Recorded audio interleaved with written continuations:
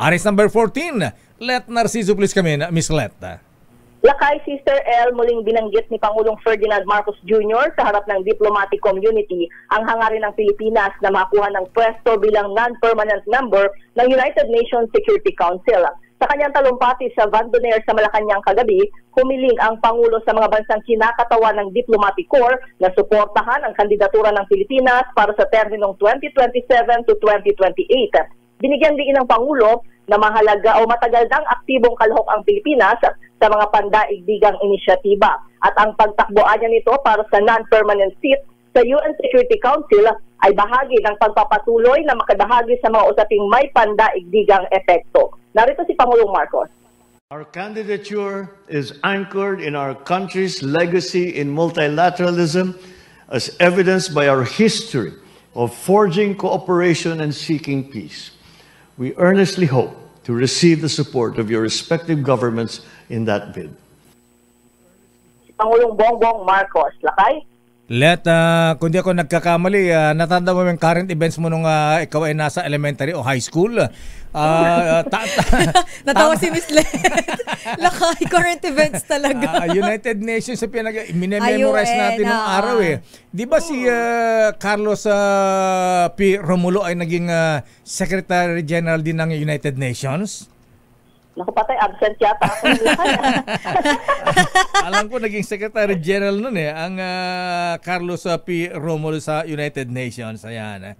Pagka maging physical sa United Nations, mga ganyan napakalaking karangalan po ng ating bansa. Ayan. So anyway, sa mga nagtuturo ng political science sa Philippine Constitution, ayan, o constitutional law, ayan, alam nila yan. Sabi ni Google, he served as first Asian president of the UN General Assembly. Ayan, kita mo? Ayan, President o Secretary General? Ano sabi ni Google? Asian president lang kayo. Asian president. Okay.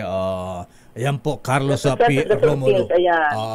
Isa sa mga mabigat na advisor ng dating Pangulong Perdi Marcos Sr. At dahil uso ang baging ng mga CIA pag nasa Amerika sila at nag-uusap, abay ang usapan nila Ilocano para hindi ma-decipher.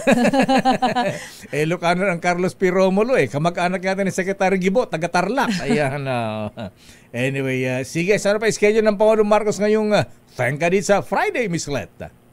Wala pang binibigyan na schedule ngayong araw, Lakay. Wala siyang event sa labas ng Malacanang. So malamang ay meron siyang mga meeting sa palasyo. Ayan. Pero pagsabi, paabot kay Apo Lucas Bersamin, ayan, turuan niyang kumanta ng Ilocano si Apo Presidente. Ayan. Gayanda ang tatay. Ayan. Para mabuhay-buhay ng dugo ng mga taga Ilocos, Slovakia. Lakay, baka sa bagay, parang kahit sa event doon, hindi ko man narinig na kumanta si Presidente ng Ilocano song. Yan ang kaiba nila ng tatay. Ayan. Dapat matutunan na yan. Ayan. Dapat marunong ba magsalita ng Ilocano ang Pangulo, Miss Let? Basit lang, basit. Marunong naman. Basit. Galit sa akin yan nung araw Konti lang kasi sinabihan mo siya na hindi siya... Nag-aral yata dahil kay Lakay. Totoo yan. Nung naging gobernador kasi ng Ilocos natin ang Pangulong Marcos, sabi ko, ang gobernador namin sa Ilocos Norte na hindi marunong mag-Ilocano. Nagalit, nagsumbong kay Apo Congressman Roquito Ablan. Sabi naman Roquito Ablan mag-aral ka kasi, Ilocano ka. Saan ka man nakita, gobernador ka rin, di ka marunong mag-Ilocano. Nag-aaral naman. Kinausap ang mga driver, mga bodyguards. Huwag niyong kakausapin na kailangan pag kinausap niyo ko Ilocano. Ilocano, para matuto. Natuto ng konti. At least, di ba, Lakay?